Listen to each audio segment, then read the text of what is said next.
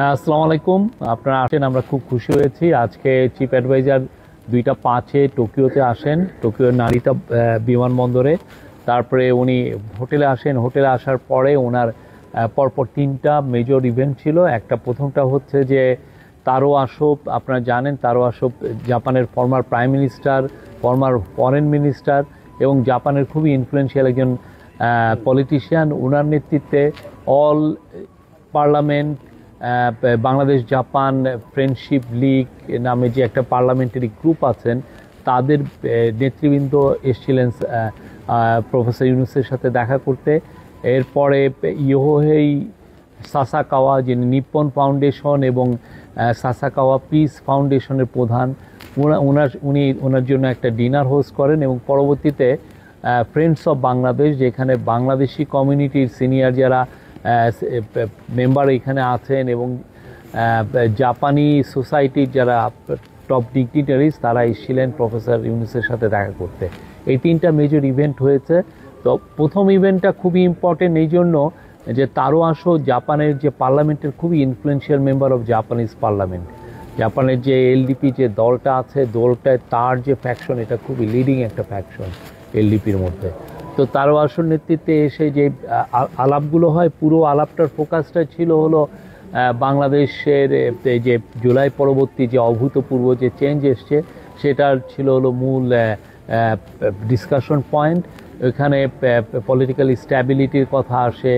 Professor Yunus বলেছেন যে বাংলাদেশ এখন অনেকটাই পলিটিক্যালি স্ট্যাবল একটা দেশ, এবং যার ফলে আপনারা দেখেছেন যে ফরেন ডাইরেক্ট ইনভেস্টমেন্ট আসছে। জাপানের তরফ থেকে তারও আসো বলেছেন যে জাপান আরও বাংলাদেশে ইনভেস্টমেন্ট করতে চায়। বাংলাদেশে অলরেডি 300টি জাপানিজ ইনভেস্টমেন্ট আছে, 300টা, এবং আরও অনেক বেশি হবে। এবং সেই জন্য তারা খুবই স্ট্রেস দিয়েছেন ইপিএ, মানে ইকোনমিক পার্টনারশিপ এগ্রিমেন্ট বাংলাদেশের সাথে খুব দ্রুত। তো আমরা আমাদের যে একটা প্রেস রিলিজ আমরা দিয়েছি, তাতে আমরা বলেছি যে এটা অগাস্টের মধ্যে আমরা নেগোসিয়েশন কনক্লুড করে 22 সেপ্টেম্বর এই এগ্রিমেন্টটা হবে। এবং এই এগ্রিমেন্টটা হলে যারা এই যে গ্রুপটা এসেছিলেন তারও আছে, তারা বলেছেন যে এর ফলে জাপানের থেকে আরও অনেক বেশি ইনভেস্টমেন্ট বাংলাদেশে আসবে।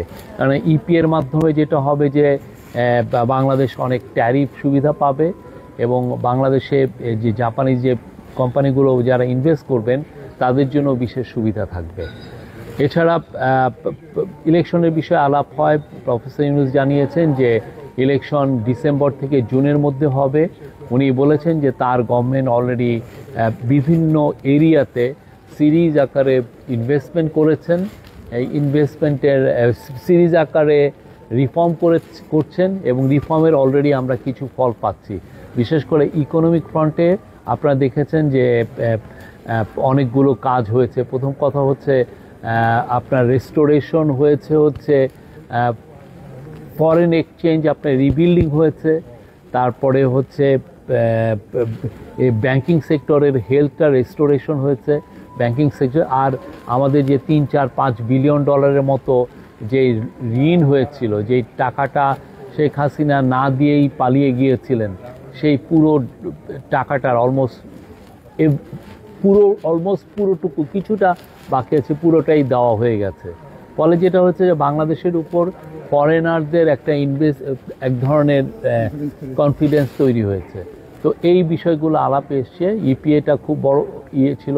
ইয়োহেই সাসাকাওয়ার সাথে যেটা মূলত আলাপ ছিল হলো রোহিঙ্গা নিয়ে। আপনি জানেন ইয়োহেই সাসাকাওয়া মায়ানমারে খুব পরিচিত নাম, মায়ানমারে খুবই রেসপেক্টেড একজন পার্সন। এবং ওনার মায়ানমারে যে অনেকগুলো যে সিজ ফায়ার হয়েছে, যখন এই যে রেবেলদের সাথে মায়ানমার মিলিটারির মধ্যে যে যেই ফাইটিং হয়, সেক্ষেত্রে অনেক ক্ষেত্রেই ইয়োহেই সাসাকাওয়া এটাকে সিজ ফায়ার ব্রোকারিং করেছেন অনেকগুলো। ওনাকে খুব রেসপেক্ট করেন মায়ানমারের লোকজন। মায়ানমারে 100-ও বেশি এথনিক গ্রুপ আছে, তারাও তাকে রেসপেক্ট করে।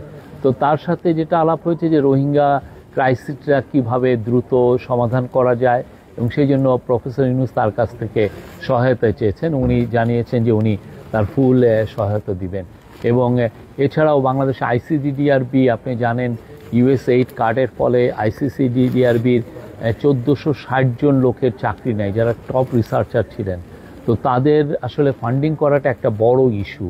কারণ আমরা চাই যে আইসিডিডিআরবি যে লাইফ সেভিং হেলথ রিসার্চ করেন সেটা বাংলাদেশের জন্য খুবই ইম্পর্টেন্ট। আপনি জানেন আইসিডিডিআরবি ওরাল স্যালাইনটা ওরা আবিষ্কার করেছিলেন এবং এই ওরাল স্যালাইনটার কারণে সারা বিশ্বে 5 কোটি লোকের জীবন বেঁচে গেছে। তো আইসিডিডিআরবি আমাদের একটা গর্ব এবং এইটাকে যাতে ভালো ফুললি ফান্ডিং করা যায় এবং এটা বিদেশে সমস্ত এইড এজেন্সির কাছে আইসিডিডিআরবির কথাও প্রফেসর ইউনূস তুলে ধরছেন। একদম শেষের রাতে ছিল হলো বাংলাদেশের যারা ফ্রেন্ডস এই জাপানে এবং বাংলাদেশি কমিউনিটির যারা টপ পিপল তারা এসেছিলেন, এসে স্যারের সাথে দেখা করেছেন। প্রফেসর ইউনূস এখানে একটা বক্তৃতা করেছেন। ওইখানে যেটা ছিল যে জাপানি সোসাইটির যারা ডিগনিটারিজ তারা ছিলেন, অনেকেই প্রফেসর ইউনূসের ফ্রেন্ড। প্রফেসর ইউনূস জাস্ট এই 3-4 বছর আগেও প্রতি বছরই জাপানে সফর করতে আসছেন। এখানে ওনার অনেক কার্যক্রম আছে এবং জাপানি সোসাইটির সবাই ওনাকে চিনেন। তো আজকে এইগুলোই ছিল। কালকে প্রফেসর ইউনূস নিকেই 30th নিকেই ফোরামে জয়েন করবেন, সেখানে ওনার একটা বক্তৃতা আছে। পরবর্তীতে উনি আরও কিছু জাইকার প্রধানের সাথে ওনার একটা মিটিং আছে শেষের দিকে এবং মাঝ বরাবর উনি হিউম্যান রিসোর্সের উপর একটা সেমিনারে জয়েন করবেন, যেখানে জাপানিজ মিনিস্টার এবং জাপানিজ অফিসিয়াল থাকবে। এই হিউম্যান রিসোর্সের সেমিনারটা খুব ইম্পর্টেন্ট, কেননা এইখানে আমরা যে জাপানে প্রচুর লোক পাঠাতে চাচ্ছি, বিশেষ করে আমাদের টার্গেট হচ্ছে 1 লক্ষ লোক পাঠানো, হাই স্কিল ওয়ার্কার পাঠানো, স্কিল ম্যান পাওয়ার পাঠানো।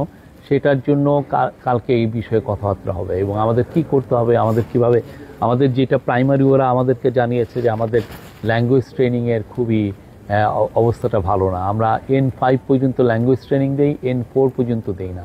ওরা চাচ্ছে যে N4 পর্যন্ত যদি দেওয়া হয় তাহলে বাংলাদেশি অনেক ওয়ার্কারকে তারা নিতে পারবে স্কিল ম্যান পাওয়ার হিসেবে। তো এই জায়গাটায় উনি এমফাসিস করতে চাচ্ছেন এবং কালকে এটা নিয়ে অনেক আলাপ হবে কি করলে। অলরেডি এখানে জাপানে আসার আগে প্রফেসর ইউনূস একটা টাস্ক ফোর্স করেছেন জাপানে কিভাবে দ্রুত 1 লক্ষ লোক পাঠানো যায়। এখানে জাপানের খুবই স্কিল লেবারের খুবই শর্টেজ এবং বাংলাদেশ একটা অপরচুনিটির মধ্যে আছে যে বাংলাদেশ এখানে প্রচুর স্কিল ম্যান পাওয়ার পাঠাতে পারবে এবং এটা যদি এই 1 লক্ষ লোক যদি আমরা পাঠাতে পারি, এটা পরবর্তী আর একটা ফ্লাড গেট ওপেন করবে। এটার পরবর্তী যেটা মালয়েশিয়া আমাদের হয়েছে বা মিডল ইস্টে হয়েছে। তো প্রফেসর ইউনূস মনে করছেন যে এইটা আমরা যদি ল্যাঙ্গুয়েজ ট্রেনিং যদি খুব ভালোভাবে নিতে পারি তাহলে জাপানও সেরকম একটা বড় ম্যান পাওয়ার মার্কেট হবে।